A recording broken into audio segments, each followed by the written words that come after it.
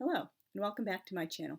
Today I'm going to be showing off some picture books which I just got from the library yesterday. I hope it's okay to belatedly join in the picture this readathon for adults reading picture books, which is hosted by Shelley Swearingen and Jack at Spread Book Joy. And each of them have 3 prompts for the books you can read, and you can, I guess, interpret them as like liberally or, rigidly as you want, just so long as you can kind of like justify they have some resemblance to the theme or the prompt. And Jack's prompts are quiet, red, space, and Shelley's prompts are friendship, green, and home. And so these are the books which I picked up yesterday. I found the first one in the adult section, the world literature area of the library. I don't know what it was doing there, but it was kind of fun, and I found all the rest in the children's realm. And they actually have their books, like some of the picture books, classified by holiday, so that it kind of explains why many of the books in this like hall are related to holidays. But I did find a few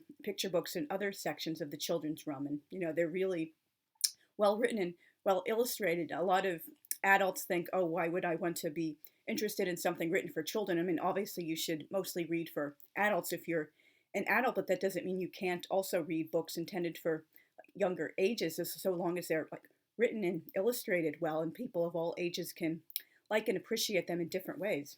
And so this is the first one, Good Night iPad. I thought this was a really fun and cute, obviously it's a parody of the classic children's book, and throughout the book they're saying good night to all sorts of different technologies. And I loved on the last page they like reference the original. They're reading Good Night Moon in the darkness of the child's bedroom. It's just a really fun, cute book. And this one would fit the space prompt Sun and Moon by Leslie Yankee, and it's just about the sun and the moon. Sun and moon have always held their own places in the sky, but after a lifetime of darkness, Moon wants to trade.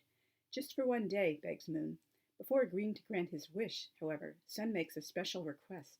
Will it change Moon's mind? And I absolutely love like outer space and like the planets and like mythology about how the planets came to be, and just really interesting, fun stuff like that. So hopefully I will enjoy this book. And by the way, I will be doing some, probably maybe like 2 or 3 videos before the end of the month, just generally summing up these books I'm reading. I don't think I'll be doing like a separate video for each book, because obviously they're not as like long and involved as like adult novels. And so this is Monster Needs a Christmas Tree. I personally am Jewish, so I don't celebrate Christmas, but I do like appreciate reading about other like religions and cultures, and so why not? This looked like a really fun, cute book, and Christmas trees are green, and you're like, who wouldn't love cute little monsters? It's almost Christmas time, and Monster needs a tree, but the holidays are filled with joy and so many fun things to do. After snowballs, sleds, and Santa Claus, will he find a tree in time? And just so many like cute illustrations throughout the book. I also, love non-traditional stories. Why should you only tell holiday stories about humans or even animals when you could do like, entirely fictional fantasy creations as well? And this looked really fun too. A multicultural book in my mosque, written by M.O. Yüksel. Just like really beautiful, like fun illustrations, like teaching children about how like other cultures and religions live is a great way to like building interfaith and intercultural dialogue, and people won't fear what's different if like from the time they're children they just see this, oh, these are my friends and neighbors, they don't have the same faith and like customs and practices as me, but that doesn't mean they're bad or wrong. It just means they're doing something a little differently. And as I mentioned in a few videos, my first real friends were Iranian Muslims, though they weren't very religious. My family was very close friends with an Iranian family during the 1980s and the early 1990s until they moved to Boston. And for maybe like 10 years or so, I guess, I've been Facebook friends with the son of the family, who is my age. And so, he lives in California now. So, anyway, that's just something really wonderful for children to learn about all sorts of different cultures and not just stay in their own little boxes and walls. Just so many lovely like illustrations, and telling children, there's no need to fear something you don't understand. I've never understood Islamophobia because I grew up in Albany, New York, and a significant portion of the population is Muslim, and I went to school with many Muslims as well. And this is The Napping House, so I believe this would fit the quiet prompt. This was written by Audrey Wood and Dawn Wood, who I would presume they're husband and wife. And just, really lovely pictures about, nap time and getting ready to take a nap. This is A Kite for Moon, which would also fit with the space prompt, written by Jane Yolen many, many years ago. I guess like when I was 10 or 11 or 12, I read her famous young adult, or I guess middle grade novel, The Devil's Arithmetic, but that's like a subject for a whole other thing. And this young boy enjoys, watching the moon with his telescope and really wants to, be friends with it. Follow one little boy who notices a sad moon in the sky. He flies kites to her, even writes notes to Moon, promising he will come to see her someday. Then, one day, when he has studied and learnt enough, he goes up, up, up in a big rocket ship with a fiery tail. Dedicated to Neil Armstrong, this beautiful and lyrical children's book pays homage to the 50th anniversary of the first manned moon landing. And I just, love space exploration and soft sci-fi. I naively believed we would be terraforming the moon and Mars by the year 2000, but hopefully someday. And I also believed we would have space colonies by like close to this year too. And this was in the St. Patrick's Day section of Leprechaun St. Patrick's Day. Obviously, leprechauns are green, and like green is a big, color associated with Ireland. I just, thought this would be fun and cute. I don't think I have mentioned this in a previous video, but like St. Patrick's Day has been kind of like a hard holiday for my family because that's my uncle's death anniversary. He was killed in a car accident on St. Patrick's Day, 1988, and this year marked like the first time he has been dead longer than he was alive. And that was just a great like trauma for me, very difficult for me to come to terms with, but I guess I can discuss that more in detail in another video. But anyway, I'm not against St. Patrick's Day or anything like that. I think it's fun to wear green and shamrocks and stuff, and I was very, very proud when I finally discovered some Irish ancestry in my family tree a few years ago. I'd really, really wanted for many years to have a little bit of Irish blood, even just, a tiny smidgen, and I finally got my wish. But anyway, it is hard for me, to have the holiday, but, I don't, mind reading about it and stuff like that. Obviously, I got the book, and this was another from the holiday section, Gifts of the Heart, in the Christmas section by Patricia Polacco. This is Tricia and Richie's last Christmas on the farm. Grandpa is selling it in the spring. They would love to buy wonderful gifts for their family, but they don't have enough money. Enter Kay Lamity, their new housekeeper. Or is she? She enters their lives like a whirlwind, brimming with good humor and a can-do attitude. Kay not only straightens them out when it comes to whether Santa is real, she teaches them something about gifts. The just good enough kind that comes from the pocketbook, and the unforgettable kind that come from the heart. And because of Kay, Tricia, and Richie, and the family, have it Christmas morning they will never forget.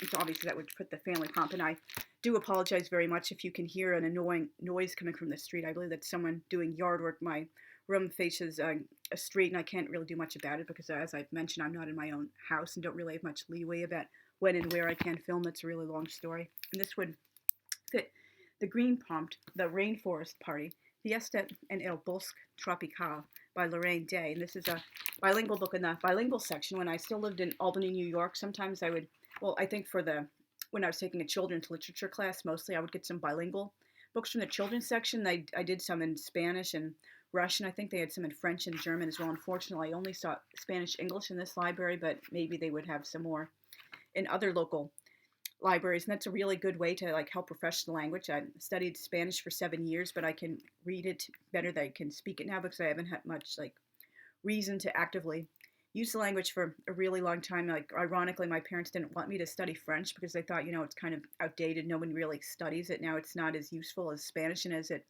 like turns out, French would have been a lot more useful to me because like I studied history at university, and I do a lot of historical research for writing my like novels and such, and obviously a lot of these historical sources are written in French, and Spanish isn't really like, useful to you unless you're like specifically studying Spanish history. But anyway, Spanish is a lovely language, and I would love to refresh my knowledge of the language. And it is fairly easy for me to read Spanish. Once I start reading it, the language really, really starts coming back, and I really would love to visit Spain and Mexico someday. And I do love Spanish literature and Latin American literature.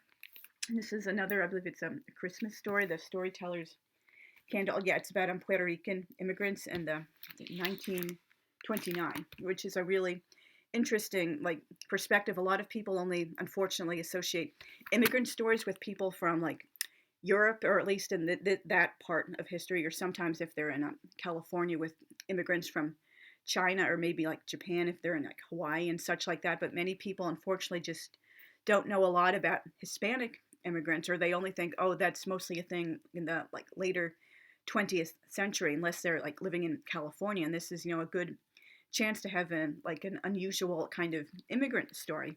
And so I'm also looking forward to reading this in Spanish as well as English. The winter of 1929 feels especially cold to cousins Ildamar and Santiago. They arrived in New York City from sunny Puerto Rico only months before. Their island home feels very far away indeed, especially with Three Kings Day rapidly approaching. Then a magical thing happened. A visitor appears in their class, a gifted storyteller and librarian by the name of Pura Belpre. She opens the children's eyes to the public library and its potential to be the living, breathing heart of the community. The library, after all, belongs to everyone, whether you speak Spanish, English, or both. This was written by Lucia Gonzalez and illustrated by Lulu Delacre. So anyway, maybe I should start reading more like bilingual Spanish, English picture books and children's books so I can refresh my knowledge of the language. I really would like to, put it to better and like greater use someday if I'm like in an area with more people who like are originally from Spain, or just to read more like adult literature untranslated. And here's another one for the Christmas section. This would also fit the theme of home, and obviously like green and red are colors like traditionally associated with Christmas, at least in the West. Apple Tree Christmas by Trinka Jaques Nobel. Apparently this is a holiday classic, and it was published in 1984. I can't really read the synopsis on the back. There's stickers covering it, but it's like set in the old days on a farm, and it looks like a really sweet story. I obviously love historical stories. I write historical fiction myself, and for many years I romanticized pioneers and farming, and thought, it would be really fun if I have my own little homestead someday. I don't want that anymore, but I still kind of think, oh, maybe it would be fun to live on a kibbutz after I make Aliyah. And this is Tallulah's Nutcracker, another Christmas book by Marilyn Singer, illustrated by Alexandra Boyger. It's Christmas time, and Tallulah gets a part in the professional production of the Nutcracker. Though she's only a mouse, she works very hard. On the night of the show, everything is magical, but then disaster strikes. Does Tallulah have what it takes to become a real dancer? And many times I would see the Nutcracker either with my family or with my class from school as a field trip to the Egg, a performing arts center in Albany, New York, which does look like a big giant egg. It's in downtown Albany because my birthday is in December, or right around the time the Nutcracker is traditionally performed. And I did take dance classes in upper elementary school. I was never like a serious professional dancer, but I had a lot of fun. We did like ballet and tap and jazz, and we did a big show in 6th grade. I was the oldest girl in the class, and there was one girl in 5th grade, and all the rest of the girls doing the show with us for our school were like little girls in lower elementary school. So that was quite an interesting presentation on the stage. And I did do Israeli dance my senior year of university. I really wish I could have done more with dance throughout my life, but it is something I've enjoyed doing for fun and reading about like ballet history. And here's the last one I found. This is also about Hispanic characters, but it's not bilingual. Miracle on 133rd Street by Sonia Manzano, illustrated by Marjorie Princeman, obviously set in New York City, which many people stereotypically, like nostalgically associate with like Christmas, winter, and the holidays, because the popular media, many people like use New York City as like a lazy default de facto setting for any movie or TV show, and so like particularly for like holiday themed movies, they like associate, oh, New York is all about like Christmas, like we can't think of Christmas in any other city. It's Christmas Eve, and Jose's mommy is preparing a delicious roast for their Christmas feast. But oh no, it's too big for the oven. Jose has a brilliant idea. They'll bring the roast to the local pizzeria, where the ovens are bigger than big. But as they walk merrily through their apartment building, it seems no one else is in the Christmas spirit. Kids fight, grown-ups bicker, and even the Christmas tree seller won't budge on his price. But once the roast is ready, and Jose and Poppy head back home, why, what's that smell? That mouth-watering, stomach-rumbling, swoony-making aroma. It's the Christmas dinner they're carrying. The fighting kids, bickering parents, and even the curmudgeonly neighbors are entranced as they follow, Pied Piper-like, the scent of Christmas, and discover that Christmas miracles can be large, small, or delicious. And just really beautiful, like colorful illustrations, and using like a lot of green and red for them. And it's obviously like Spanish and Latin American culture. Many people associate them with like being very like vibrant and bright and colorful, and these illustrations look really beautiful. And again, I really don't mind reading about holidays that aren't my own. I myself write about like characters who are always Jewish, and I always have fun writing like the holiday chapters and holiday scenes in my books, even if they're not Jewish holidays. And I just, it's something really fun to look forward to. And I hope I'm not rambling too much. I'm still not 100% comfortable on camera. So thank you very much for listening to the end. I do hope to have like maybe 2 or 3 videos about these books throughout the rest of the month. As promised, my next video really will be a recitation for National Poetry Month of Boris Leonidovich Pasternak's heartbreaking 1959 poem Nobel Prize, and I will be having a few other videos not related to this readathon throughout the rest of April as well. And please, if you haven't already, please consider subscribing. And I do love to see comments from all of my viewers, and also please consider sharing and liking, and also hitting the notification bell if you haven't, so you can be notified when I upload new content. And thank you very much for watching. See you very soon. Thanks. Bye.